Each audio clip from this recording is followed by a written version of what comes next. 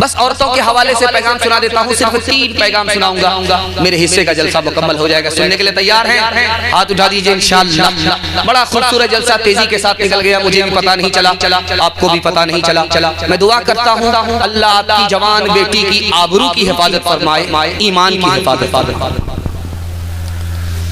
एक बादशाह था, उसका नाम था खलीफा मोतजिद बिल्लाह। जवान था, बड़ा खूबसूरत था, बार बार शीशा देखता था, बार बार शीशा देखता था और बड़ा खुश होता था, क्या चेहरा है। लेकिन जैसे ही शीशा सामने लाया, चेहरा देखने लगा, 2-3 बाल सफेद नजर आए। अब हवाली को नौकरानी का नाम विदा था, कितनी पढ़ी लिखी थी, वो पोछा लगाने वाली वो देख रही थी जो झाड़ू लगा रही थी। उसने महसूस कर लिया कि वो सफेद बाल जो 2-4 नजर आए। बादशाह मायूस हो गया, करीब आकर के कहा, बादशाह सलामत, घबराने की कोई बात नहीं है, हमारी दुआ है कि आप अपने नाती को बूढ़ा होते हुए देखें, आप अपने पोते को बूढ़ा होते हुए देखें। 2-4 बाल जो आपकी दाढ़ी में सफेद आए हैं, आपका चेहरा नूरानी हो गया है। जो बादशाह मायूस हो गया था, उसकी खुशी उस लड़की नौकरानी के इल्म की वजह से वापस आ गई।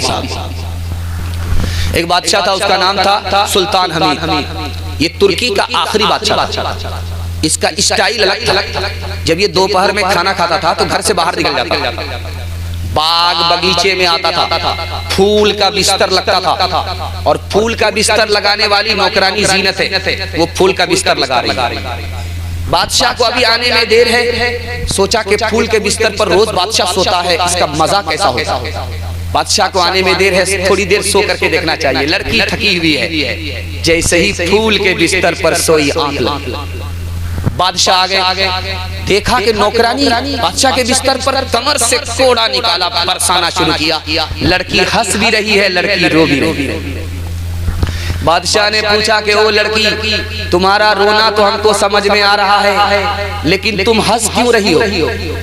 कहा हुजूर, हंसने की छोटी सी वजह, मैं फूल के बिस्तर पर सो गई थोड़ी देर के लिए, आपने मुझे इतने कोड़े मारे, इस फूल के बिस्तर पर आपने बचपन से 55 कर दिया है। खुदा रसूल से तुम्हें कोई मतलब नहीं, खुदा तुम्हें कितने कोड़े मारेगा। जो बादशाह मगरूर था, गाफिल था, नौकरानी के इल्म ने उसको वक्त का वली बना दिया। एक आखिरी मिसाल पैगाम खत्म कर रहा हूँ, आप लोग सुनने के लिए तैयार हैं? हाथ उठाइए इंशाअल्लाह। वस्तानिया फौकानिया की डिग्री अपनी बेटी को सिर्फ दिलाएंगे, हाथ उठाइए इंशाअल्लाह। वस्तानिया फौकानिया की सिर्फ डिग्री होगी, तालीम नहीं होगी तो छछुंदर होगी, सर में बाप चंबेली का तेल लगाएगा, इसके अलावा कुछ नहीं। जनाजा बस्ती से उठा, एक बूढ़ा बोला कि ये जिंदा का जनाजा है या मुर्दा का जनाजा। एक जवान बोला कि रांची से आए हो, अगर ये जिंदा होता तो इसका जनाजा उठता। बगल में 7 साल की लड़की थी, उसने कहा कि इस चचा जान ने, बड़े मियाँ ने सही कहा। अब वो जवान बोला कि ये बड़े मियाँ ने जो कहा कि जिंदा का जनाजा है या मुर्दा का जनाजा, कैसे सही कहा? उस 7 साल की बच्ची ने समझाया कि बड़े मियाँ का कहना सही है, मरने वाला अगर मर गया है, उसका बेटा जिंदा है, अपने माँ बाप को दुआ में सबका खैरात में याद करता है, तो ये जिंदा का जनाजा है, मुर्दा का जनाजा नहीं है। मरने वाला अगर मर गया है, उसका बेटा जिंदा है, अपने माँ बाप को भूल गया है, दुआ खैर में इसाले सवाब में याद करता ही नहीं है, तो ये मुर्दा का जनाजा है, जिंदा का जनाजा नहीं है। आप अपनी बेटी को बेटे से ज्यादा पढ़ाइए। क्यों? इसकी वजह बताओ। 4 मंजिल में आपकी बेटी पहुंचती है। पहली मंजिल में बेटी, दूसरी मंजिल में बीवी, तीसरी मंजिल में माँ, चौथी मंजिल में सास। जब आप बेटे से ज्यादा बेटी को पढ़ाएंगे, 1 नंबर बेटी होगी, आगे चलकर 1 नंबर बीवी बनेगी, आगे चलकर 1 नंबर माँ बनेगी, आगे चलकर 1 नंबर सास बनेगी। बेटा पढ़ेगा, तन्हा बेटा पढ़ेगा, बेटी पढ़ेगी, सारा खानदान पढ़ेगा। हाथ उठाइए, बेटी को पढ़ाएंगे इंशाअल्लाह। बहू को नौकरी कराएंगे, हाथ उठाइए इंशाअल्लाह। खैर, माशाअल्लाह। तालीम औरतों को भी देनी जरूर है, देनी जरूर है। लड़की जो बेपढ़ी हो तो वो बेशोर है, बेशोर है। हुस्ने मुआशरत में सरासर और इसमें वालिदैन का बेशक कसूर है, बेशक कसूर है। औरतों के हवाले से आखिरी पैगाम पर्दे के हवाले से। बहुत अच्छे सामईन, मैं जो मेहमान खाने में था, मेरी बारी नहीं आई थी, तो मैं बहुत ज्यादा घबराया हुआ था कि पता नहीं लोग खाना खा करके जलसा सुनने के लिए बैठे हैं और लोग सोते रहेंगे और मैं सुनाता रहूंगा, क्या हासिल होगा, कोई फायदा नहीं होगा। लेकिन जब मैं आया और आप कुर्सी को भर चुके थे तो दिल से दुआ निकली कि जलसा तो अब शुरू हुआ। अल्लाह आपके बैठने को कबूल फरमाए, अल्लाह आपके घर की हर मुश्किल को आसान फरमाए।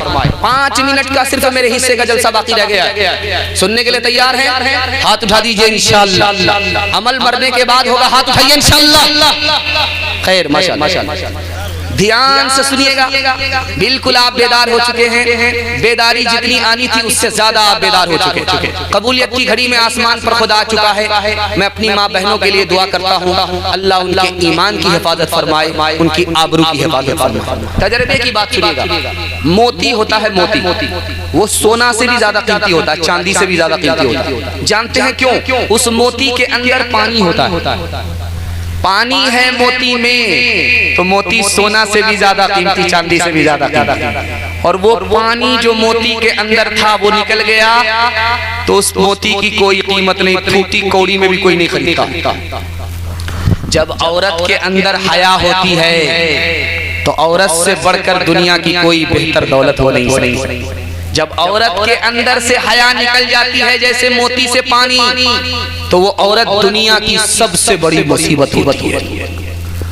मर्द सोना पहन नहीं सकता, अंगूठी भी नहीं पहन सकता, बाला भी नहीं पहन सकता, सोने का कोई जेवर मर्द नहीं पहन सकता, लेकिन औरत पहन सकती। लेकिन जो औरत सोने का जेवर पहन रही है, कुछ औरत को सोना पहनने पर अजाब हो रहा है। ऐसा कैसे, मैं बताने के लिए जा रहा हूँ। सोना पहन रखा है, निसाब के बराबर है, ज़कात नहीं दे रही है, सोना पहनने पर अजाब होगा। सोना पहनने से पहले कोने को पकड़ी हुई थी, कोने से बाहर नहीं निकलती थी। जैसे ही घर के मर्द ने सोना पहनाया, कोने से बाहर निकल गई, नुमाइश कर रही है। इस औरत को सोना पहनने पर भी अजाब होगा। सोना पहनने से पहले सर झुका करके चलती थी, औरत की तरह चलती थी। जैसे ही सोना पहना गया, सर उठा करके चल रही है, जिब्रील को देख रही है, आसमान से वही लेकर के आ तो नहीं रहा है। इस औरत को सोना पहनने पर भी अजाब। ट्रेन में सफर हो रहा था, शेखुल इस्लाम मौलाना हुसैन अहमद मदनी रहमतुल्लाह अलैह। अंग्रेज बोला, हजरत मुझको मुसलमान मर्द पसंद है, औरत पसंद नहीं। तो हजरत ने पूछा कि मुसलमान औरत तुमको क्यों पसंद नहीं है?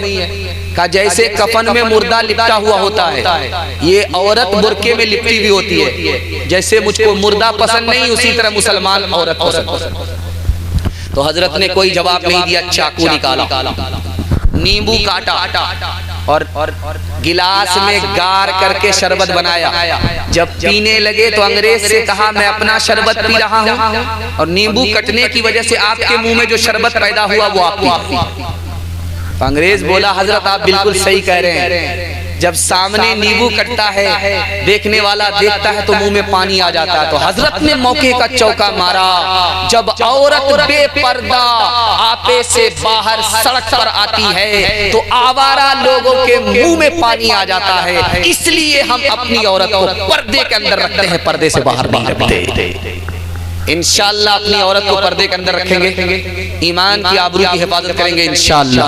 अगर औरतों की ये हालत रहेगी, कभी जिंदगी में न राहत रहेगी, कभी जिंदगी में न राहत रहेगी। कोई नंगे सर जाके बाजार टहले, शरीयत से कब तक बगावत रहेगी। नमाज और रोजे की फुर्सत नहीं है, बताओ ये कैसे सलामत रहेगी, बताओ ये कैसे सलामत रहेगी।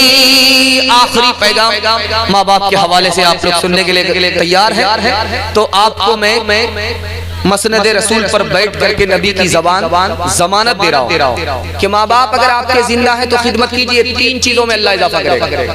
मेरी जबान नहीं है, झूठी हो जाती, नबी की जबान